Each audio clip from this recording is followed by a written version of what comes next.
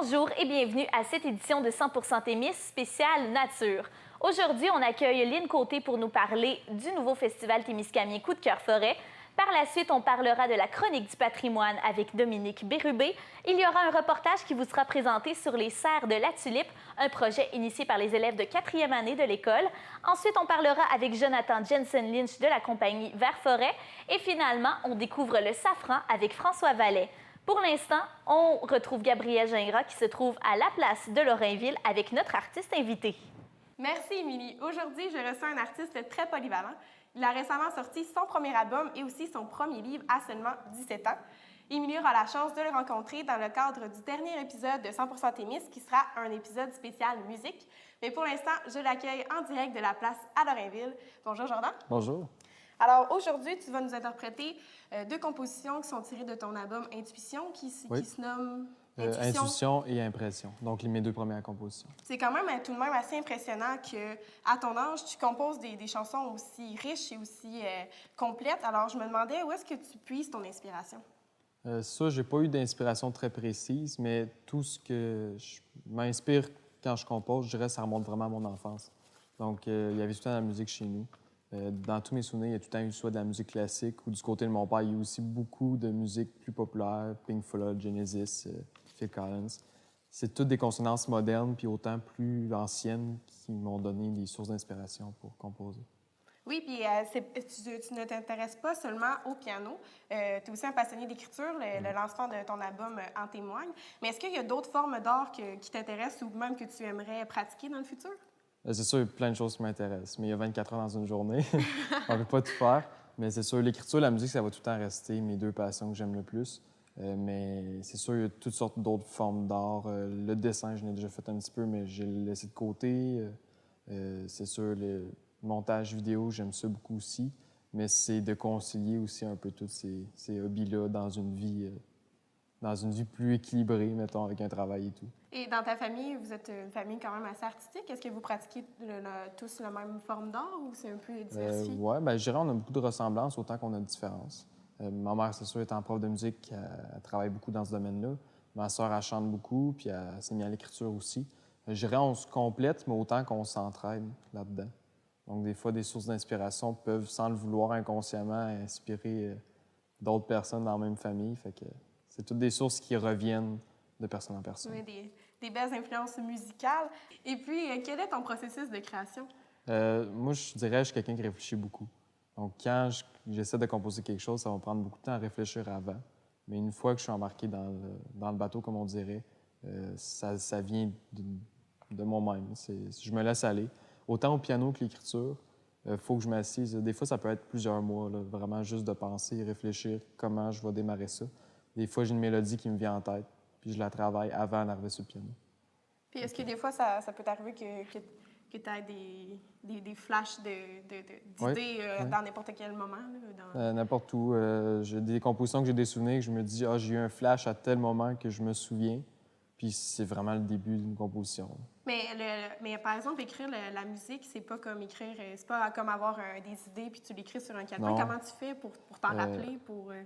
Je dirais que c'est dur à dire parce que c'est très intime avec moi-même. Parce que c'est vraiment quelque chose que moi, j'ai de la mémoire pour me souvenir de tel aspect. Mais c'est chaque personne, je trouve, a sa propre façon de s'en souvenir. Moi, c'est vraiment comme inconsciemment que je le fais. J'ai pas vraiment de repères pour me guider à travers ça. C'est vraiment complètement dans ta tête. Oui. Bon, bien, merci beaucoup, Jordan. Tu es vraiment un très bel exemple d'un jeune passionné et déterminé. Alors, merci beaucoup. Merci. Et on t'écoute interpréter ta pièce Intuition. Merci. Et au retour de la pause, Émilie reçoit Lynn Côté qui vient nous parler du festival Coup de cœur forêt.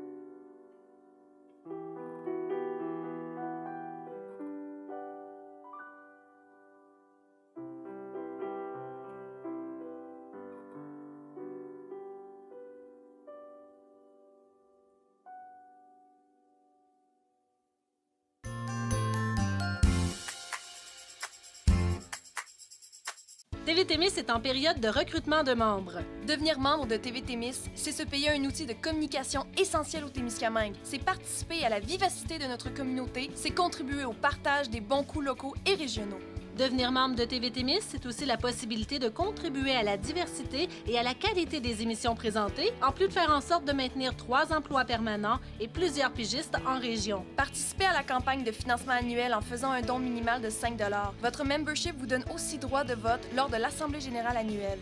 Faites votre don en personne ou par la poste au 3 rue principale sud à Notre-Dame-du-Nord, JOZ 3BO. Visitez le site web témis.tv dans la section Services pour avoir tous les détails. L'équipe de TV Témis vous remercie. C'est le temps de penser à votre prochaine expédition de chasse et c'est chez Hockey-Pneus Écotonde de Ville-Marie que vous trouverez ce qu'il vous faut pour récolter votre orignal cette année. Nos experts sauront vous conseiller pour faire de votre chasse 2017 une expérience inoubliable. Sport Chief, Tika, Bushnell, Spy Point, Ferme Monette, Buck Expert et des centaines d'autres marques parmi les meilleures pour préparer votre chasse de rêve. Chasseurs, chasseuses, on se donne rendez-vous chez Hockey-Pneus Écotonde de Ville-Marie. Nous sommes prêts. Le serez-vous? TV Témis est heureuse de compter sur des partenaires médias dans la présentation de 100% Témis. Ne manquez pas la diffusion de 100% Témis sur les ondes de CKVM FM les lundis et jeudis à 19h. Aussi, prolongez le plaisir et apprenez-en plus sur un de nos invités grâce au journal Le Reflet qui vous propose un article sur un des sujets abordés à 100% Témis chaque semaine. TV Témis, CKVM FM et Le Reflet, 3 médias complémentaires qui s'unissent pour 100% Témis.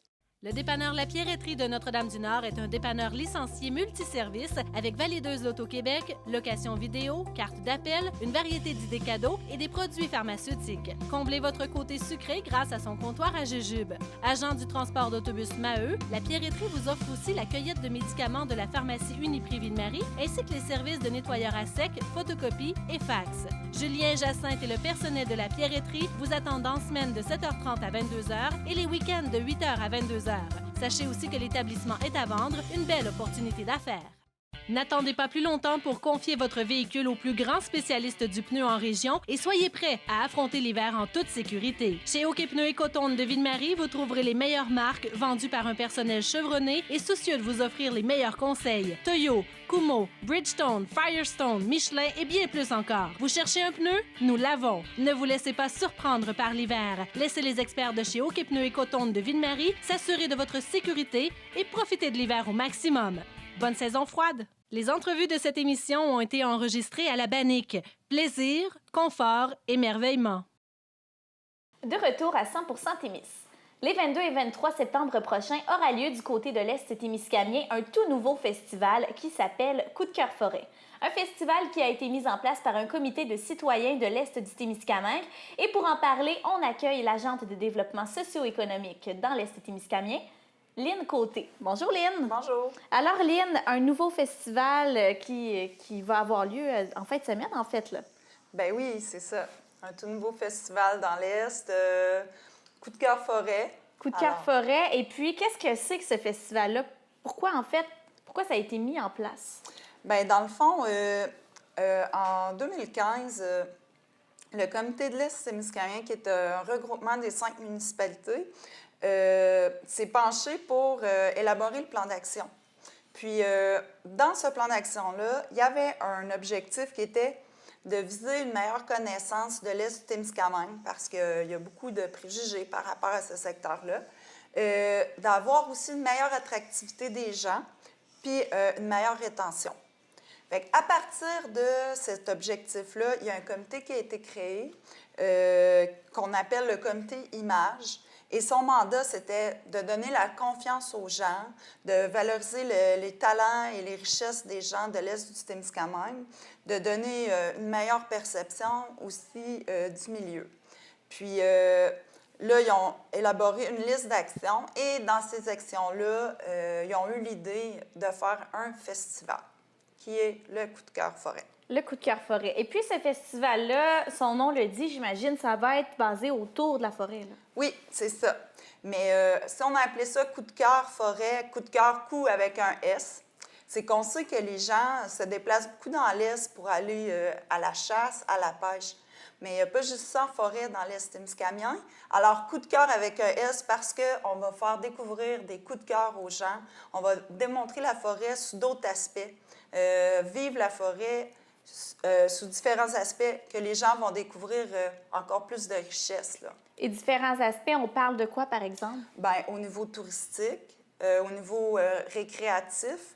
Alors, c'est sûr qu'au Témiscamingue, dans l'est du Témiscamingue, on a beaucoup de camping. Oui, on a des pourvoiries, on a beaucoup de camps de chasse, mais on a aussi, à cause des entreprises forestières, qui ont aménagé toutes sortes de sentiers. Alors, on a des pistes de vélo de montagne, si on pense à Pointe-aux-Roches, à la Tulipe. On a des randonnées pédestres. Alors, il y a plein d'activités qu'on peut vivre en forêt. Le domaine de la Biguilis, c'est pas seulement un camping. Il y a plein d'activités, il y a des pistes d'hébertisme. Alors, de découvrir puis de faire découvrir là, notre région, puis toutes les activités qu'on peut vivre en forêt. Et puis, le festival va avoir lieu dans l'est du Témiscamingue, mais plus précisément au domaine de la Biguilis? Oui, c'est ça. Alors, mais vu que ça va être quand même un gros événement, ça nous prenait un endroit où on pouvait avoir beaucoup d'espace. Fait qu'on avait la forêt à la Biguilis, mais aussi il y a un beau chapiteau, fait qu'on va pouvoir faire nos spectacles et nos activités au chapiteau. Il y a de l'espace aussi pour mettre des kiosques d'exposants. Alors, on a choisi cet endroit-là pour ça. Fait que tout va se vivre là. Tout va se vivre au domaine de la Biguilis. Et puis, parle-moi un petit peu de la programmation. Qu'est-ce qui est au menu pour la fin de semaine? Bien, beaucoup de choses. Alors, le vendredi, pendant la journée, ça va être une journée plus précisément pour les élèves de la commission scolaire du Lac-Témiscamingue.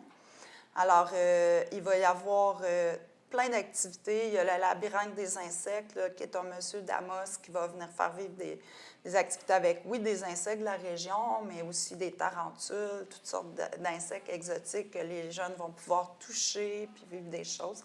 Ensuite, il va y avoir une autre activité sur les insectes aquatiques.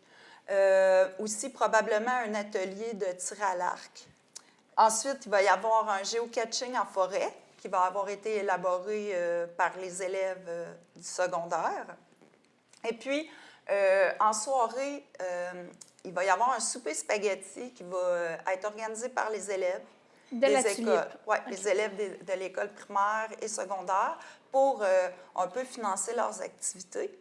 Puis, lors de ce souper-là, les élèves de l'école primaire vont faire leur premier 4H. Et les élèves de l'école secondaire vont présenter leur volet plein air. Donc, vraiment, tout est relié, là. Oui, avec c'est la ça. nature, avec la forêt. C'est ça. Puis, tu sais, quand on dit que, oui, on veut faire ressortir le talent des gens, mais les jeunes aussi, hein, les écoles de la Tulipe et primaire et secondaire, ce sont des écoles très dynamiques où il y a beaucoup de projets. Hein, ils font des serres, ils vendent des plantes, ils ont plein d'idées. Puis là, ben, ils vont pouvoir un peu démontrer aussi leur talent. Puis, ça va justement se terminer, ce souper-là, avec un encan d'objets de bois qui a été fabriqué par les élèves en collaboration avec la bottine Agribiche. Oh, OK. Fait que c'est ça. Des beaux projets. Et Ouais. ça se poursuit samedi également, là. Oui, mais là, le vendredi, c'est pas terminé. Non, c'est là. pas terminé. Il y a plein de belles surprises. Alors, en soirée, ouvert à tout le public, il va y avoir une forêt illuminée avec des effets spéciaux, des hologrammes, tout ça. Alors, les gens vont pouvoir marcher dans la forêt à la noirceur et il va y avoir des conteurs qui vont raconter des contes et légendes de la forêt, tout ça, sur leur parcours. Et ça va se terminer autour d'un feu de camp où il va y avoir des drummers et des danseurs autochtones qui vont nous faire des danses traditionnelles. Et il va y avoir aussi des chansonniers qui vont jouer du tam-tam, tout ça. Puis ça va être là, plus une ambiance conviviale. Là. Mon Dieu, donc c'est vraiment une grosse programmation, là. Oui, ça, c'est notre vendredi. Et le samedi, maintenant? Et le samedi, les ateliers commencent à 10 h. Et c'est ouvert au public. Et ce qui est super intéressant, là, c'est que les activités sont gratuites pour tous. Pour tout le monde. Même la forêt illuminée, là, le vendredi soir, là, tout est gratuit. Il y a le souper spaghetti, bien sûr, et le souper spectacle du samedi, là, que les gens vont devoir payer pour leur billet. Mais tous les ateliers dans la journée du samedi sont gratuits. Alors là, on a des kiosques d'exposants qui vont un peu montrer des commerçants, comme si on pense aux produits Vert-Forêt, tout ça, mais on va aussi avoir des gens qui travaillent le bois, comme la fabrique de Gepetto, va présenter un atelier, mais va présenter en même temps qu'est-ce qu'il fait, c'est quoi son travail, tout ça. Fait qu'il va y avoir plein de kiosques pour présenter des trucs comme ça là, au niveau de la forêt, des loisirs par rapport à la forêt qu'on a dans la région. Et les ateliers, on va avoir Francine Marcotte qui va faire un atelier de masques en bois. On va avoir aussi Gepetto qui va faire un atelier. On va avoir Carl Chevrier aussi qui va venir faire un atelier. On va avoir M. Roger Larivière, qui est notre président d'honneur, qui est un biologiste abitibien. Il a écrit des livres sur les plantes comestibles, le chaga, les champignons, tout ça. Alors, il va faire des marches en forêt avec les gens pour justement découvrir et goûter des plantes comestibles. Et il va y avoir aussi Automne en mouvement qui va venir faire une journée, une activité avec les familles, avec randonnée pédestre en forêt. Alors, plein de belles surprises comme ça là, tout au long de la journée. Et on va terminer avec votre souper, votre fameux souper, Oui. là, qu'il ne faut pas oublier de mentionner. Notre souper qu'on a intitulé « Mange ta forêt », qui a été un menu concocté par l'Éden Rouge. Puis on a fait vraiment une commande spéciale. Là. On voulait des produits de la forêt. Fait que c'est pour ça qu'elle a appelé comme ça. Et elle nous fait découvrir un menu là, avec notamment des produits de Vert-Forêt, de miel, hein, parce que le miel, c'est dérivé des plantes aussi. Effectivement. Alors, elle utilise vraiment là, dans son menu des produits dérivés comme ça. Crème brûlée au thé des bois ou au thé du Labrador.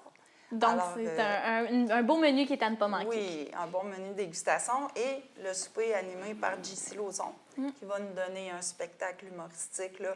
Et son spectacle va suivre aussi la thématique là, de la nature et la forêt, parce qu'on sait que J.C., c'est un amateur de la nature, fait que c'est pour ça qu'on l'a invité.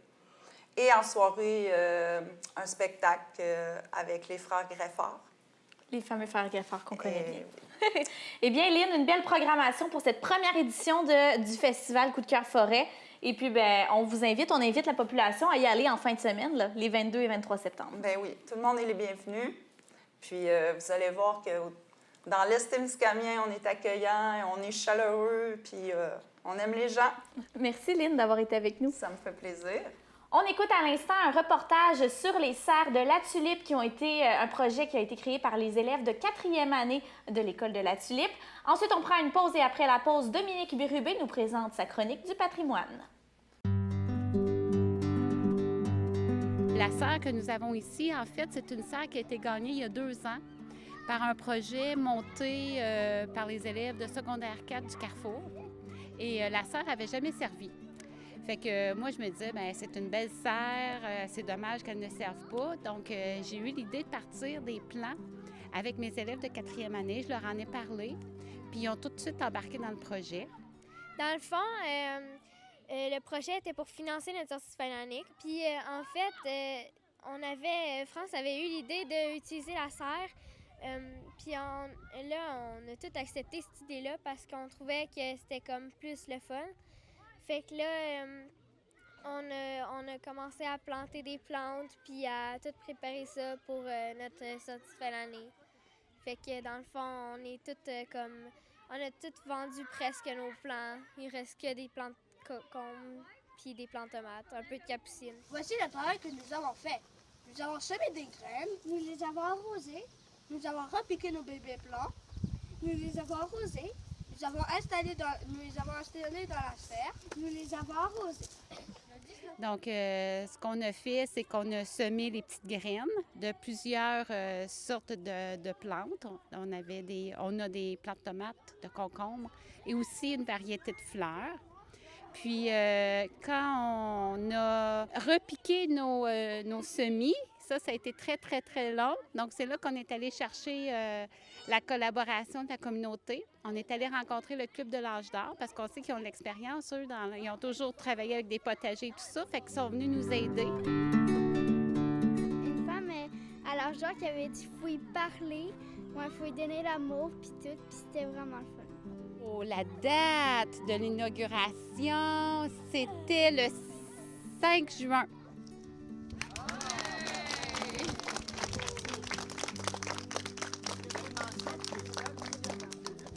Puis dans cette semaine-là, dans le fond, on a préparé des bons de commande. Donc, les enfants sont partis avec des bons de commande. Puis les gens faisaient leur choix de plan, nous payaient. Puis là, bien, dans cette semaine-là, on avait un horaire, puis les gens venaient chercher leurs plans. Puis il y en a même qui sont venus là, parce qu'ils savaient qu'on vendait des plans. Puis la participation était excellente. On avait au-dessus de 700 plans. Beaucoup, beaucoup, beaucoup de travail. Ouais. Aussi, on a appris à sauver des plants, comme les plants de tomates. De concombres, on les a sauvés. Puis on s'est vraiment bien amusé, même si on n'est pas quand même un grand groupe, mais on s'est vraiment amusé. Bien, on est allé au Fort Témiscamingue avec France puis toute la classe. Après ça, on est allé au chalet à France. Il y a un peu de nous autres qui se sont baignés puis tout. Après ça, on a dormi au chalet à France. C'est comme aussi une activité de financement en même temps, sauf que là, dans ce cas-ci, c'est pas une vente de chocolat ou de fromage qui est très bien aussi, mais là, c'est qu'ils ont vraiment, vraiment travaillé le projet de A à Z. Donc, oui, on a ramassé des sous, mais ils ont mis la main à la pâte, fait que c'est encore plus, moi, je pourrais dire, peut-être plus valorisant pour eux, puis plus significatif aussi. Puis, il y a beaucoup d'apprentissage à travers toute l'expérience. Pour que le projet grossisse, en fait, il faudrait une autre serre. Mais elle pourrait grossir dans le sens qu'on pourrait avoir d'autres classes qui pourraient participer parce que ça a quand même été beaucoup, beaucoup de travail. Les entrevues de cette émission ont été enregistrées à la Bannique. Plaisir, confort, émerveillement. C'est le temps de penser à votre prochaine expédition de chasse et c'est chez Okipneu Écotonde de Ville-Marie que vous trouverez ce qu'il vous faut pour récolter votre orignal cette année. Nos experts sauront vous conseiller pour faire de votre chasse 2017 une expérience inoubliable. Sport Chief, Tika, Bushnell, Spy Point, Ferme Monette, Buck Expert et des centaines d'autres marques parmi les meilleures pour préparer votre chasse de rêve. Chasseurs, chasseuses, on se donne rendez-vous chez Okipneu Écotonde de Ville-Marie. Nous sommes prêts, le serez-vous? TV Témis est heureuse de compter sur des partenaires médias dans la présentation de 100% Témis. Ne manquez pas la diffusion de 100% Témis sur les ondes de CKVM FM les lundis et jeudis à 19h. Aussi, prolongez le plaisir et apprenez-en plus sur un de nos invités grâce au journal Le Reflet qui vous propose un article sur un des sujets abordés à 100% Témis chaque semaine. TV Témis, CKVM FM et Le Reflet, 3 médias complémentaires qui s'unissent pour 100% Témis. Le dépanneur La Pierreterie de Notre-Dame-du-Nord est un dépanneur licencié multiservice avec valideuse l'Auto-Québec, location vidéo, carte d'appel, une variété d'idées cadeaux et des produits pharmaceutiques. Comblez votre côté sucré grâce à son comptoir à jujube. Agent du transport d'autobus Maheu, La Pierreterie vous offre aussi la cueillette de médicaments de la pharmacie Uniprix Ville-Marie ainsi que les services de nettoyeur à sec, photocopie et fax. Julien Jacinthe et le personnel de La Pierreterie vous attendent en semaine de 7h30 à 22h et les week-ends de 8h à 22h. Sachez aussi que l'établissement est à vendre, une belle opportunité d'affaires. N'attendez pas plus longtemps pour confier votre véhicule au plus grand spécialiste du pneu en région et soyez prêts à affronter l'hiver en toute sécurité. Chez Okipneu Écotonde de Ville-Marie, vous trouverez les meilleures marques vendues par un personnel chevronné et soucieux de vous offrir les meilleurs conseils. Toyo, Kumho, Bridgestone, Firestone, Michelin et bien plus encore. Vous cherchez un pneu? Nous l'avons. Ne vous laissez pas surprendre par l'hiver. Laissez les experts de chez Okipneu Écotonde de Ville-Marie s'assurer de votre sécurité et profitez de l'hiver au maximum. Bonne saison froide! TV Témis est en période de recrutement de membres. Devenir membre de TV Témis, c'est se payer un outil de communication essentiel au Témiscamingue. C'est participer à la vivacité de notre communauté, c'est contribuer au partage des bons coups locaux et régionaux. Devenir membre de TV Témis, c'est aussi la possibilité de contribuer à la diversité et à la qualité des émissions présentées, en plus de faire en sorte de maintenir 3 emplois permanents et plusieurs pigistes en région. Participez à la campagne de financement annuel en faisant un don minimal de 5 $. Votre membership vous donne aussi droit de vote lors de l'Assemblée générale annuelle. Faites votre don en personne ou par la poste au 3 rue principale sud à Notre-Dame-du-Nord, JOZ 3BO. Visitez le site web témis.tv dans la section Services pour avoir tous les détails. L'équipe de TV Témis vous remercie.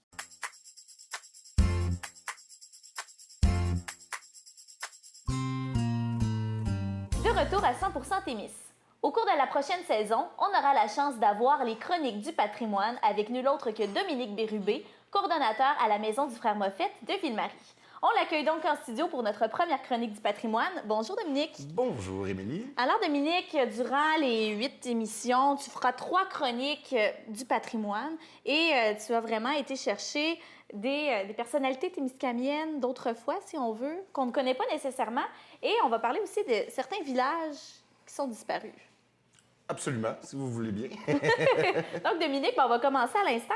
Je ne sais pas quel est ton sujet pour notre première chronique. Bien, cet été, à la Maison du Frère Moffett, on avait une exposition temporaire sur les pionniers du Témiscamingue. Donc, les gens qui étaient là, même avant l'arrivée des Frères Oblat, avant la colonisation, et qui ont souvent laissé leur nom à des endroits. Donc, que ce soit, l'abbé l'Africain, un exemple. On va en parler de Stephen l'Africain et tout ça. Donc, je suis allé chercher vraiment les gens qui ont forgé notre histoire, très souvent d'anciens employés de la compagnie de la baie du Thon qui avaient décidé d'épouser le mode de vie du colon, de l'agriculteur comme tel. Donc, je vais commencer avec un personnage assez farfelu. La ville de Ville-Marie, avant de s'appeler la baie des Pères, la baie où se trouve Ville-Marie, elle a porté plusieurs noms. Les Oblats, à leur arrivée, l'appelaient la baie d'en haut.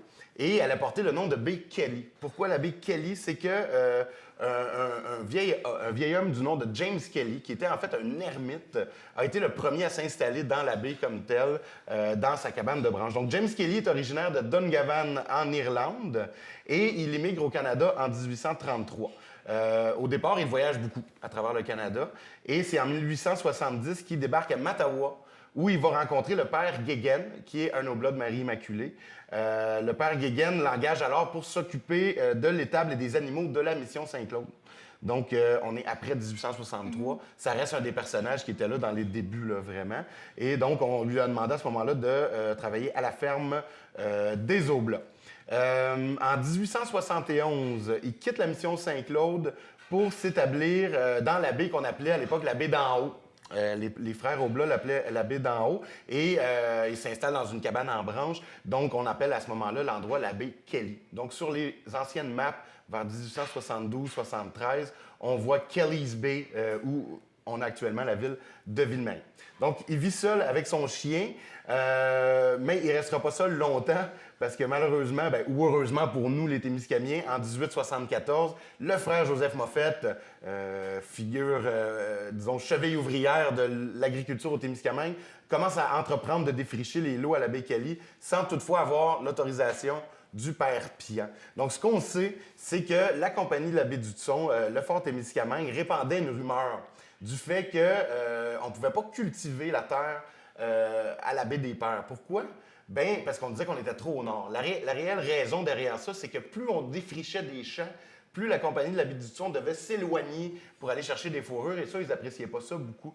Donc, on répandait cette rumeur-là. Et le supérieur du frère Moffett, le père Pian, lui, était plutôt un intellectuel, n'était pas un fils de fermier comme le frère Moffett.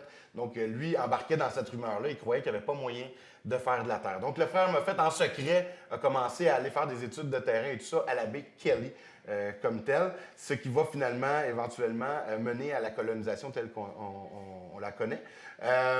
Donc, le vieux Kelly, sans faire exprès, en 1872, met le feu à la baie des Pères. Et à ce moment-là, tout le canton du Hamel, une grande partie du canton du Hamel passe au feu, ce qui va faciliter le travail d'essouchage de la baie des Pères, là, effectué par le frère Moffett comme tel. Donc, c'est un incendie involontaire, dit-on. Donc, à partir de 1883, on a des colons qui commencent à s'installer à la baie Kelly, que l'on nommera à ce moment-là la baie des Pères. Okay. Disons que c'est le chant du cygne pour l'Ermitage de James Kelly, parce qu'en 1886, on propose le nom de Ville-Marie, donc on est vraiment établi à ce moment-là. Les commerces sont installés, des maisons et tout ça. Donc, c'est en 1886 qu'on vote pour adopter le nom de Ville-Marie, mais ça prendra quelques années, là, plusieurs années, avant qu'on abandonne l'appellation Baie des Pères comme telle.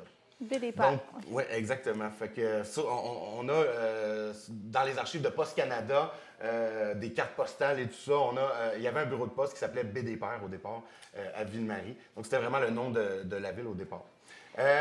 Dans un extrait du livre Un homme sorti pour semer, écrit par l'Oblat Eugène Nadeau en 1951, on dit du vieux James Kelly et de sa baie. Il vivait dans une cabane de branches comme un ermite et recevait régulièrement la pitance de la mission. Pour voiler ses désirs plus ou moins avoués de vie paisible et fainéante, le vieux Kelly aimait à s'entourer d'un faux mysticisme qui ne manquait pas d'en imposer aux crédules. Ainsi, à l'entendre, sa cabane était constamment peuplée de revenants et il ne se passait pas une seule journée sans qu'il vît des morts en quantité et le commerce des esprits lui était devenu si familier qu'il ne se gênait pas, disait-il, de les ranger de la main ou même de les bouter dehors à coups de pied. Donc, c'était tout qu'un personnage. C'était tout qu'un personnage, le vieux James Kelly, comme tel. Dominique, et on a un autre personnage assez important. Disons un personnage un peu plus sérieux dans le cas de M. Édouard Piché. Édouard Piché, en fait, ça a été le premier habitant du canton de Guigues. Ah, OK. Et il est né en 1820, donc bien avant la mission Saint-Claude et tout ça. Il arrive, en fait, il est né à l'île aux Allumettes.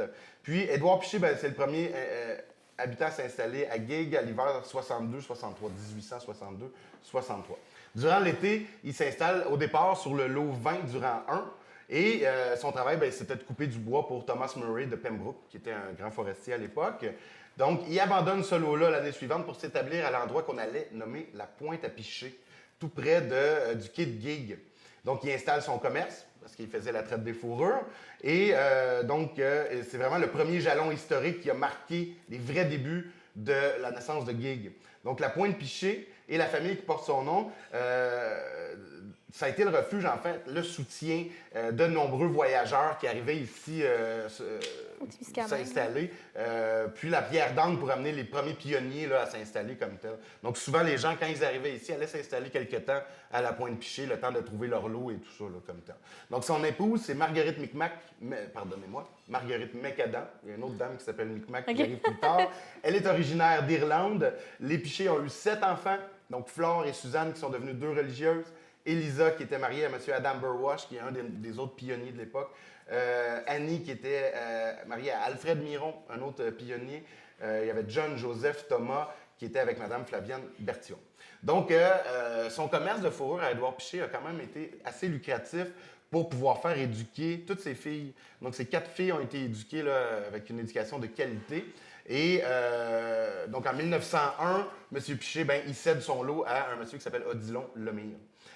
On a une photo de l'établissement de M. Piché, une photo qui a été prise en 1955, en fait 2 photos, de la première maison en bois et carré, qui était le petit commerce d'Édouard Piché, comme tel. Donc, il s'est retiré ensuite avec son épouse à Ville-Marie, puis ensuite à Notre-Dame-du-Nord, et il décède, en fait, le 2 octobre 1903, à quand même 83 ans. Quand même, pour l'époque, c'était quand même bon. Et voilà, puis sa femme, le suit dans la mort 2 ans plus tard, en 1905. Et les 2 époux reposent dans le cimetière actuellement de Notre-Dame-du-Nord. Ah, de Notre-Dame-du-Nord. Écoute, Dominique, je t'écouterai pendant bien longtemps. C'est déjà le temps de terminer nos chroniques pour aujourd'hui. Je sais que tu voulais nous parler, Monsieur l'Africain. Oui, Steven l'Africain, je le garderai peut-être pour la prochaine chronique parce qu'il y a beaucoup de matériel. Donc, c'est ce qu'on fera à ce moment-là. Donc, Dominique Bérubé qui est avec nous pour la chronique du patrimoine, merci. Merci à vous. Et on se retrouve pour une prochaine chronique.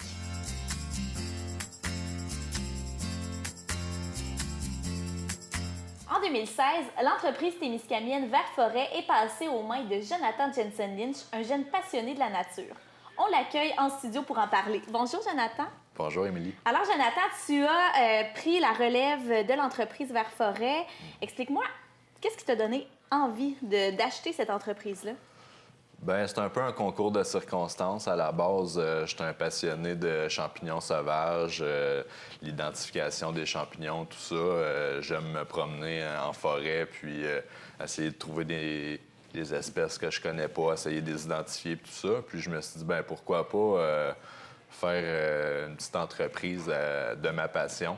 Donc, j'ai commencé des démarches. Puis là, j'ai eu vent que Vert Forêt cherchait un repreneur. Donc, je trouvais que ça fitait vraiment bien là, avec ce que je voulais faire. Donc, j'ai sauté sur l'occasion, comme on dit.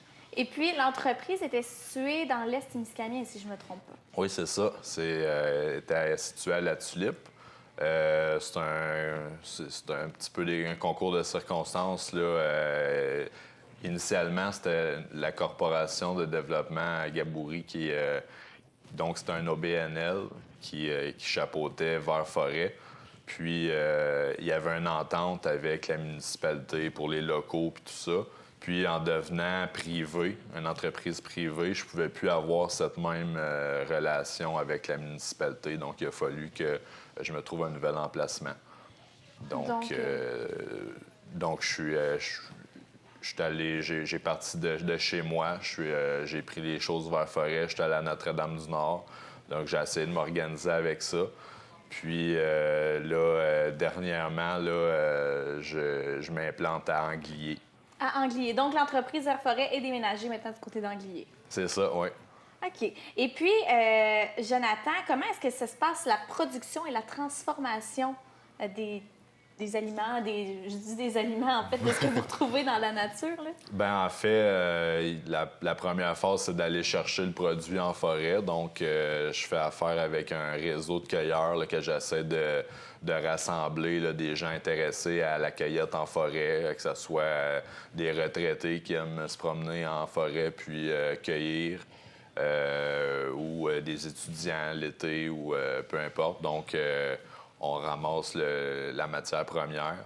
Ensuite, on amène ça au point de vente à Anglier, où il y a une préparation qui est faite si c'est des champignons, ben il faut les couper, les déshydrater ou parfois les acheminer frais à des restaurateurs ou des personnes qui pourraient être intéressées à en vouloir frais ou au marché public. Donc, c'est un peu comme ça que je vois ça. Il y a de la mise en pot qui est faite parfois, si on pense au bouton de marguerite ou au cœur de quenouille ou aux pousses d'épinette. À ce moment-là, il y a une petite préparation à faire ou des gelées, par exemple. Ça peut être de la gelée du labrador ou certaines gelées. Et vous faites ça toujours à Anglier, là, dans vos installations? Oui, c'est ça. OK. Donc, toute la transformation se fait là. Je croyais que vous l'envoyiez ailleurs, mais c'est vraiment local. Oui, c'est local, oui. Et puis, Vert Forêt, est-ce que l'entreprise a subi des changements depuis que vous avez pris la relève? Bien, c'est sûr. Au niveau des produits, il y avait des confitures avant, confitures de fraises ou de bleuets. Moi, c'est moins un créneau que je voulais développer. Là. Je me concentre plus à un petit peu les produits un peu plus exotiques là, qui sont un peu plus rares. Là. Le marché des petits fruits est quand même bien implanté dans d'autres entreprises. Donc, moi, je voulais me concentrer surtout sur les champignons forestiers, puis des trucs un petit peu originaux qu'on peut trouver en forêt puis transformer. Donc, les choses qu'on ne penserait pas nécessairement, nous, en tant que consommateurs, que simples cueilleurs de bleuets ou de fraises, d'aller chercher, bien vous, c'est votre travail d'aller chercher ça. Bien, c'est un peu ça, ma passion, c'est de transmettre ces connaissances-là qu'en forêt, il y a tellement de multitudes de choses qu'on peut... on peut trouver, transformer, apprêter. D'ailleurs, récemment, avec une autre entreprise du Témiscamingue, on a établi un beau partenariat. Puis le produit est excellent. Là. Je pense à Capteur de saveur avec sa gelée de chaga et de miel. C'est vraiment très bon. Puis je suis fier de pouvoir participer. Parce que vous êtes collaborateur, justement, dans ce produit-là. Oui, c'est ça. Et puis, Jonathan, est-ce que vous avez mis en place des nouveaux produits, des nouvelles choses, des nouveautés? Bien, au niveau des champignons forestiers, je veux être en mesure de pouvoir en offrir une belle variété. Là. Initialement, Vert Forêt avait le champignon crabe qui était commercialisé. Maintenant, j'aimerais ça en apporter de plus en plus là, des nouveaux. Là. Il y a tellement de belles variétés avec des arômes différents.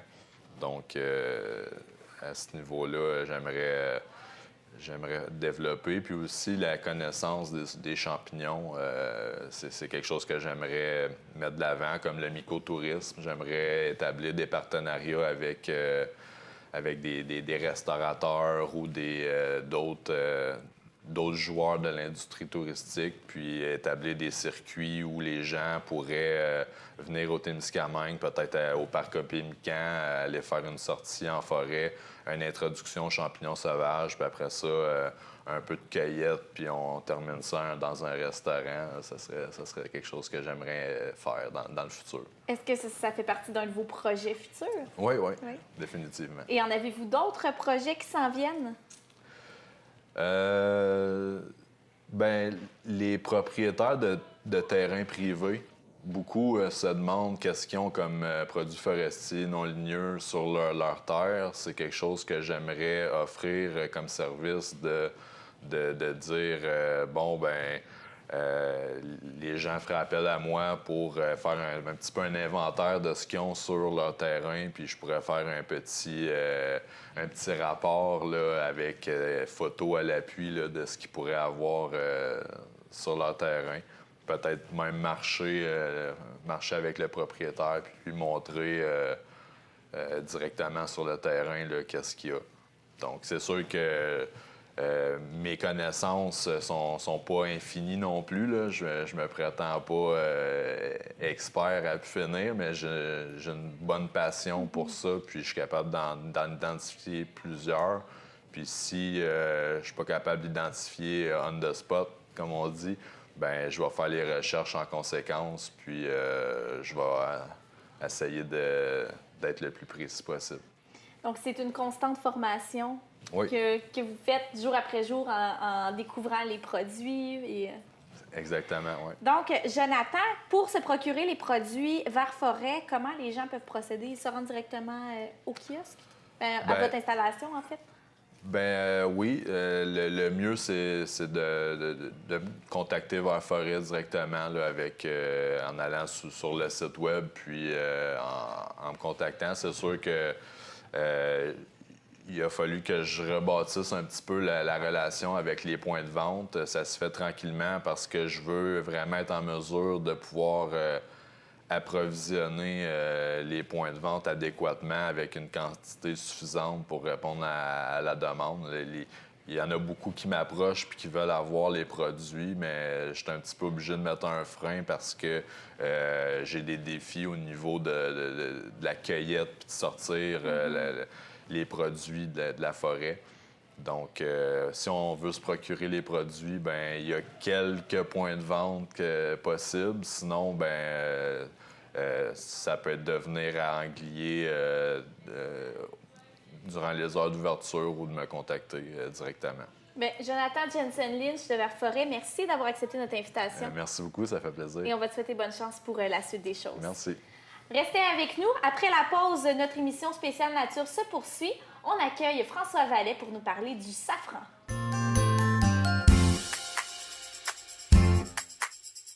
TV Témis est heureuse de compter sur des partenaires médias dans la présentation de 100% Témis. Ne manquez pas la diffusion de 100% Témis sur les ondes de CKVM FM les lundis et jeudis à 19h. Aussi, prolongez le plaisir et apprenez-en plus sur un de nos invités grâce au journal Le Reflet qui vous propose un article sur un des sujets abordés à 100% Témis chaque semaine. TV Témis, CKVM FM et Le Reflet, 3 médias complémentaires qui s'unissent pour 100% Témis.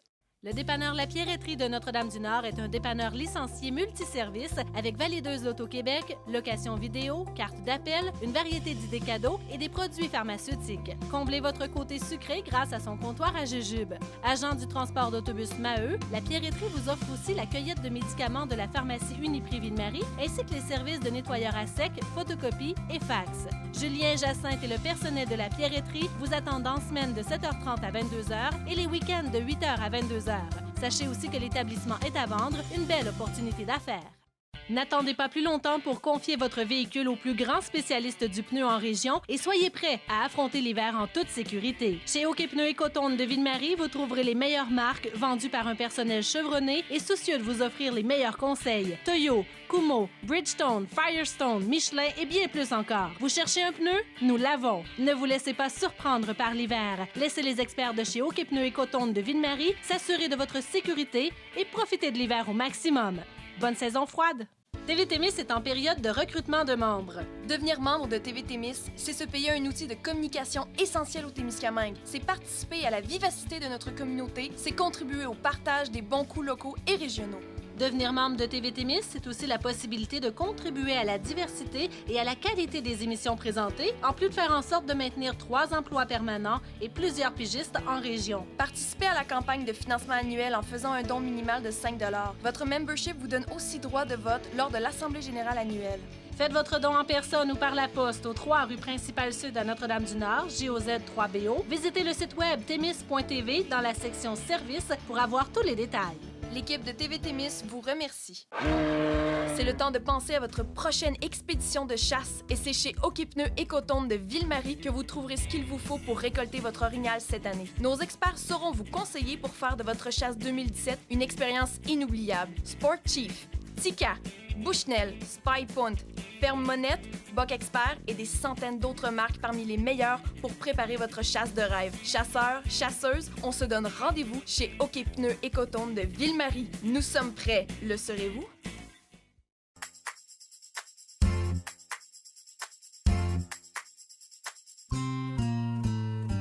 De retour à 100% Témis. Il y a 3 ans, le Témiscamingue accueillait François Vallet, un homme originaire du sud-est de la France qui a apporté avec lui sa passion pour la culture du safran, une épice qui est peu connue au Témiscamingue, voire au Québec. On l'accueille donc en studio pour en parler. Bonjour François. Bonjour. Alors François, vous êtes arrivé au Témiscamingue il y a de cela 3 ans. Tout d'abord, expliquez-moi pourquoi est-ce que vous êtes déménagé en région? C'est à cause de nos enfants. Nos enfants ont décidé de vivre au Québec, nos 2 enfants. Et on s'est dit, on va les suivre. Et puis on a fait le tour du Québec et on est tombé amoureux du Témiscamingue. On est tombé amoureux de l'endroit, mais surtout des gens qui y habitent. Et donc, on espère y vivre encore de longues années. Et puis, vous avez apporté avec vous, comme je le mentionnais, votre passion pour la culture du safran. Mais ici, on ne sait pas trop qu'est-ce que c'est que le safran. Donc, qu'est-ce que c'est? Alors, le safran, c'est une épice. Une épice, c'est quelque chose qui accompagne d'autres plats. Ça s'utilise beaucoup dans le domaine de la cuisine. C'est aussi utilisé maintenant dans le domaine de la santé et dans le domaine de la cosmétique. Et le safran, c'est une épice qu'on connaît depuis plus de 3000 ans. Ça a démarré dans les montagnes autour de la Méditerranée et c'est une des épices qui, aujourd'hui, est la plus prisée. Pourquoi? Parce qu'elle apporte beaucoup, mais elle est mal connue en dehors du monde oriental et c'est quelque chose qu'on apprend à découvrir en Amérique du Nord. Et c'est une épice qui a plein d'histoires, qui est magnifique et dont on pourrait parler des heures et des heures. Donc, on pourrait parler très longtemps. Et puis, d'ailleurs, vous avez une belle passion pour cette épice-là. Vous avez même initié un projet avec le MAPAC et la municipalité de Béarn, justement, pour pouvoir cultiver le safran ici, en région. Parlez-moi un petit peu de vos démarches pour réussir à faire ce projet-là. Alors, comme beaucoup de choses au Témiscamingue, ça démarre d'abord par une belle rencontre. Et c'est vrai que la mairie de Béarn a été intéressée par ce projet. Son agent de développement nous a proposé de faire quelque chose ensemble et on a monté un projet juste pour vérifier si faire du safran au Témiscamingue, c'est quelque chose de possible. Alors ça a été cofinancé avec le MAPAC. La foresterie Lac B nous a beaucoup aidé pour les démarches et nous a permis d'aller jusqu'au bout de ce projet qui a démarré l'an dernier et qui a montré que oui, c'est possible dans certaines conditions de cultiver le safran. Au-delà même du Témiscamingue, c'est un projet qui a été reconnu au niveau de tout le Québec, puisqu'il y a plusieurs initiatives pour faire pousser du safran au Québec. Et dans ce cadre, on est un des projets pilotes qui a les résultats les plus intéressants en termes de production et d'outils un petit peu innovants pour faire du safran. Et vous avez, vous aussi, lancé, en fait, fondé plutôt, une société de recherche en laboratoire. Ça s'appelle Themis Lab. Et est-ce que c'est à partir de ça que vous faites vos recherches, j'imagine? Alors, très exactement. Themis Lab, c'est une société que j'ai créée parce qu'elle porte une vision qui est que tous les domaines de l'innovation, les nouvelles technologies, vont être des outils essentiels dans les années qui viennent pour toutes les formes de production dans le domaine agricole et dans le domaine agroalimentaire. Et donc, dans ce cadre, un de nos projets pilotes, c'est ce qu'on fait autour du safran. On a 4 axes de développement. Il y a le safran, il y a tout ce qui tourne autour de l'apiculture et ce qui tourne autour du sirop d'érable. On a un 4e domaine qui est la transformation, notamment la transformation au niveau de la viande. Et là, comment faire pour que de nouvelles technologies permettent de faire une production de très grande qualité dans des conditions économiques qui la rendent viable? Et puis, bien, François, bien sûr, vous avez apporté avec vous là, des échantillons de ce que c'est que le safran. Et même moi, je n'ai jamais vu ça auparavant. Donc, on va les présenter. Mais avant de les présenter, j'aimerais simplement que vous m'expliquiez, vous, comment est-ce que vous avez connu le safran? Alors, j'ai connu le safran en France il y a une douzaine d'années dans le cadre d'un projet de réhabilitation d'un espace magnifique, mais qui était un petit peu abandonné, de plus de 600 hectares, sur la Côte d'Azur. Et dans ce cadre-là, on avait un projet de potager avec un cofinancement européen qui nous amenait à nous intéresser à ce qu'on pouvait faire sur un plan d'économie sociale autour de ça. Et c'est là qu'est venue l'idée d'un projet autour du safran pour aider des personnes avec un handicap ou physique ou intellectuel à se revaloriser dans le cadre d'un travail très concret. Et le safran était un très bon modèle pour ça. Et c'est là que j'ai découvert le safran, que j'ai appris son histoire et que je suis tombé amoureux parce qu'en cuisine, c'est de la potion magique. En cuisine. Et puis, bien, justement, on va montrer quelques échantillons que vous avez apportés. Voilà, je vais vous montrer du safran. Alors, le safran, c'est une fleur dont on ramasse un tout petit bout qu'on appelle un stigmate ou une étamine. Et là, ici, vous avez à peu près 2000 fleurs. 2000 fleurs. À peu près. Et vous voyez ce qu'on récolte? Je vais essayer de ne pas les verser par terre. C'est ces tout petits filaments que vous voyez ici. Et ils ont 2 propriétés. D'abord, ils colorent de façon très forte. Donc ça a été utilisé dans le temps pour faire ce qu'on appelait le jaune safran, où par exemple certains habits de moines tibétains ont été faits avec du safran, moins maintenant.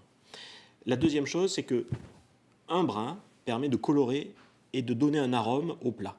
Donc c'est beaucoup utilisé par exemple dans des plats orientaux où, si vous connaissez la paella, ce riz qui est jaune, la paella traditionnelle se faisait avec ces grains de safran.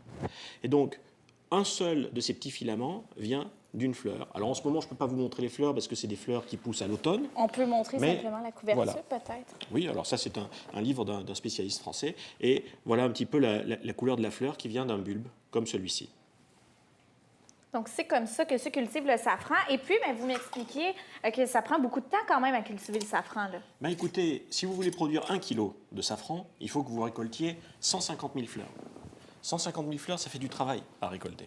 150 000 fleurs et ça se fait sur une longue période de temps. Alors, et ces 150 000 fleurs, vous allez les récolter pendant une période d'à peu près 4 semaines. Donc, il faut que vous soyez prêts et que tous les matins, vous allez récolter les fleurs, parce qu'elles ne vont pas pousser le même jour. Elles vont mettre 1 mois pour pousser au fil du temps. Et puis, chaque jour, ces fleurs récoltées, vous allez juste prendre ce petit filament et le faire sécher chaque jour. Donc, c'est beaucoup de travail. Et puis, le projet, parce que là, vous avez apporté du safran qui a été cultivé où, ce safran-là? À Béarn. À Béarn. Ah, vous avez le safran du Témiscamingue. Le safran du Témiscamingue. C'est le premier safran du Témiscamingue que vous avez vu. Le premier, Première donc on fois. est très chanceux. Et est-ce qu'on peut s'attendre à ce qu'éventuellement, la culture du safran se fasse plus massivement? Alors, je dirais que oui, au niveau du Québec et probablement au niveau du Témiscamingue. Mais pour parvenir à ça, il faut 3 choses. Il faut que la culture se passe bien. Donc on a un projet qui est sur 3 ans pour valider les méthodes de culture les plus appropriées et la faisabilité d'un projet sur le plan économique. Ensuite, il faut que vous arriviez à trouver des filières pour le vendre. Et donc là, au niveau du Québec, on est en train de se fédérer. La semaine prochaine, je vais à une réunion de plusieurs producteurs du Québec pour essayer de voir ensemble quels sont les moyens qu'on se donne pour arriver à faire découvrir ce produit et mettre en place ce qu'il faut pour le vendre.